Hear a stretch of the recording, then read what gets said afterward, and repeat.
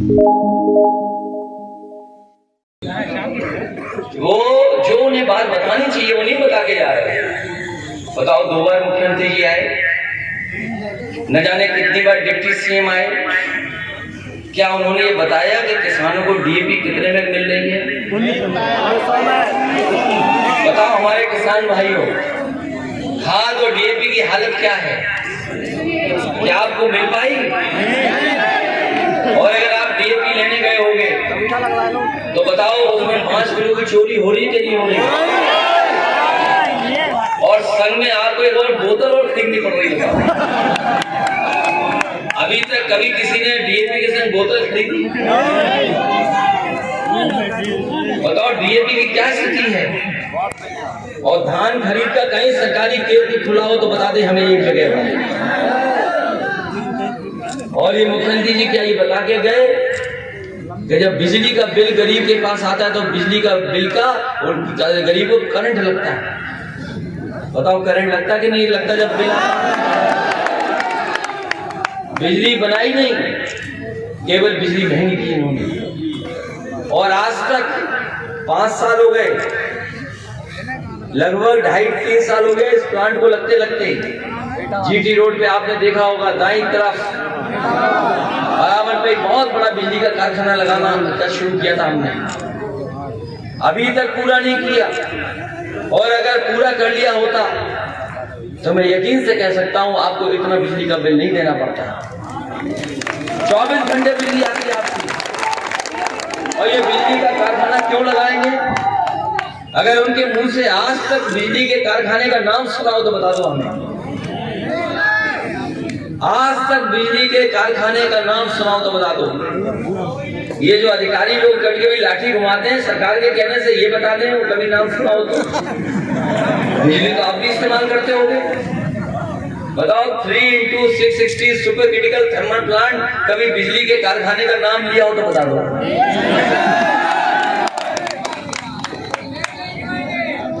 3x660 super critical thermal plant आज तक नाम नहीं लिया उन्होंने। योगी जी नहीं ले पाएंगे। और जब चुनाव था, पिछला चुनाव था, तो हमारे गरीबों को चना दिया जा रहा था। बताओ हमारे गरीबों को चना कहां चला गया? नमक दे रहे थे। नमक मिल रहा था आपको कसम दिलाने के लिए। बताओ आपको नमक मिला था कि नहीं मिला था? और जब चुनाव था, पिछला चुनाव था, तो हमारे गरीबों को चना दिया जा रहा था। बताओ हमारे गरीबों को चना कहां चला गया? नमक दे रहे थे। नमक मिल रहा था आपको कसम दिलाने के लिए। बताओ आपको नमक मिला था कि नहीं मिला था? और आप लोग गरीब हैं, सीधे साधे लोग हैं, आप इनकी चाल में समझ ही नहीं पाए। ये लोगों ने क्या किया, नमक ऐसे भर लाए समुद्र के किनारे से। कभी समुद्र के किनारे नमक बनते देखा आपने? नहीं देखा होगा। ये लोगों ने, बीजेपी वालों ने बड़े बड़े गड्ढे खोद दिए वहां पे। समुद्र का पानी आया, उसमें भर गया, 1 हफ्ते में पानी सूख गया, जो बचा वो नमक था, और वही इन्होंने पैक किया और गरीबों को बंटवा दिया उत्तर प्रदेश में। तभी आपने देखा होगा उसमें बालू भी आई, कांच भी आई। बताओ आपको ये पता था कि नमक कैसे बनता है? और ये बात अगर मैं सही नहीं कह रहा हूं तो आप जानकारी कर लेना। इन बीजेपी वालों से पूछना कि तुम नमक बना के कहां से लाए?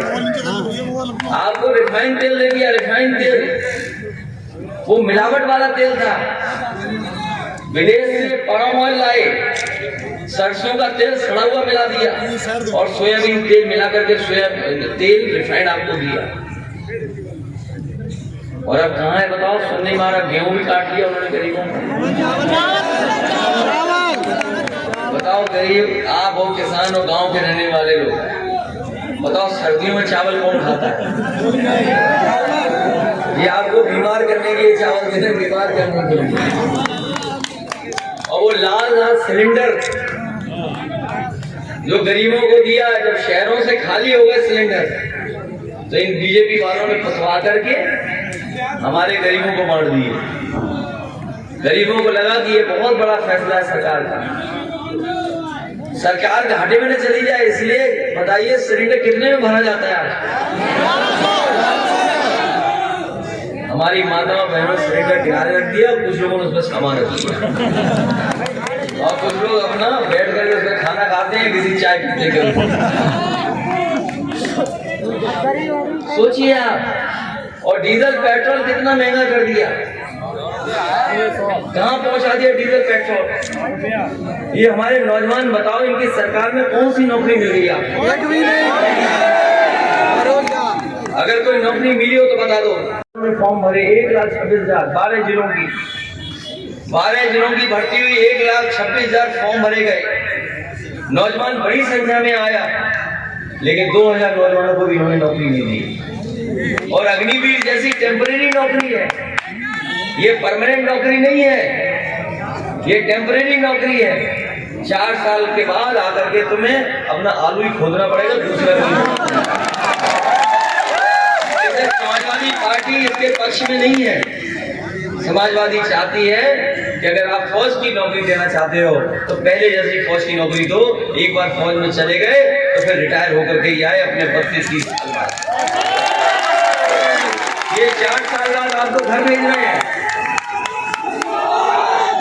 इसलिए मैं आपसे निवेदन कर रहा हूँ, अपील कर रहा हूँ, बहुत सी बातें आप जानते हैं, हर बात को आप जानते हैं। क्या गरीबी है चरम सीमा, गरीबी चरम सीमा पर, महंगाई चरम सीमा पे, बेरोजगारी चरम सीमा पहुंच गई। इसका रास्ता क्या है?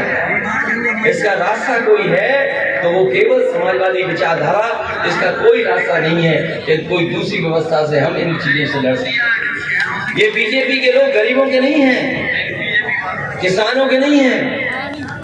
अगर ये गरीब और किसानों के होते तो बड़ी बड़ी कंपनियों को न बेच देते जो सरकारी थी। नौजवानों सोचना, ये जितनी बड़ी संस्थाएं थी सब बेची जा रही हैं, और जब संस्थाएं प्राइवेट हो जाएंगी तो बताओ आपको नौकरी कहां से मिलेगी? ये प्राइवेट होती चली जाएंगी तो सरकार के हाथ में नहीं बचेंगे। कभी इस देश में अंग्रेज आए थे और एक कंपनी के बहाने आए थे, कारोबार करने के बहाने। एक केवल कानून लाए और वो प्राइवेट कंपनी सरकार बन गई।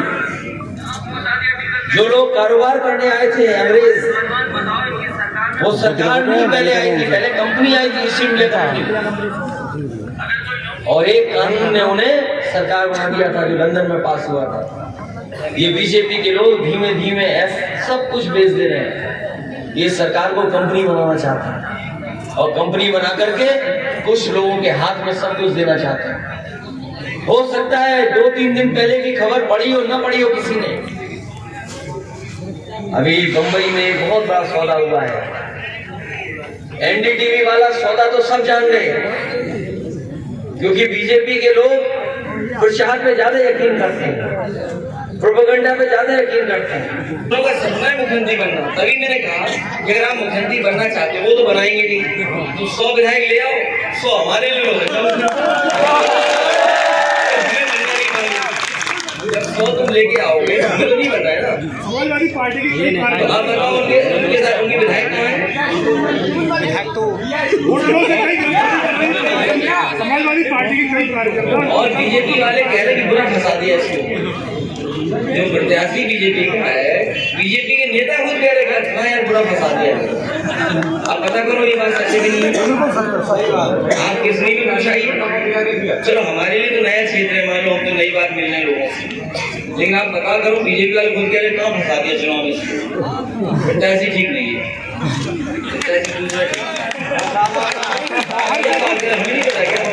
बाहर से कुछ तो समाजवादी पार्टी के लोग देखिए, जो नियम है वो हमारे लिए भी नियम वही है, बीजेपी के लिए भी नियम वही है। और बीजेपी के होंगे तो वो भी निकाले जाएंगे, हमारे होंगे वो जा रहे हैं। भाई हमारा तो घर गांव है ना, कल योगी निकाल दोगे आप? भैया कल योगी जी आए थे, उन्होंने भरी सभा में कहा डिम्पल जी को उतारा जाता है केवल चुनाव हराने के। वो जानते नहीं कुछ, वो तो फिजिक्स पढ़ा रहे थे। क्या जानते हैं उनके बारे में? पहले एमपी रह चुकी है 2 बार, तो उनके बारे में ये कहना गलत बात है। एक महिला के बारे में विचारे कहना, इस तरह की भाषा इस्तेमाल करना ये ठीक बात नहीं है। और बीजेपी को शोभा नहीं देता, और खासकर योगी को शोभा नहीं देता। अगर कोई योगी है तो उसको इस तरह किसी महिला के लिए नहीं बोलना चाहिए। महोदय जी, आप योगी को योगी मानते हैं? नहीं, हम तो एक ही परिभाषा जानते हैं गीता की। गीता में जो लिखा गया योगी के बारे में कहा गया, जो दुख को दुख समझे, जो दूसरे का दुख समझे, वो योगी होता है। और माया में रह के माया से दूर हो, वो योगी होता है। क्या ये आपका हमारा दुख समझ रहे हैं? नहीं समझ। विजय डिम्पल जी का हार कितना आंकड़ा, कितने वोटों पर आएगा आपको? देखिए, वो जीतने यानी समाजवादी पार्टी को हर वर्ग का वोट मिल रहा है। और पहली बार ऐसा हो रहा है कि बहुत सारे लोग जुड़ करके समाजवादी पार्टी के साथ खड़े हैं। आप ये देखिए, पूरा समाज है, आप वहाँ से यहाँ तक देख लो, आप पूरी नजर देखिए। आप अगर आपको कैमरे में ये नहीं दिखाई दे रहा तो हम क्या बताएं।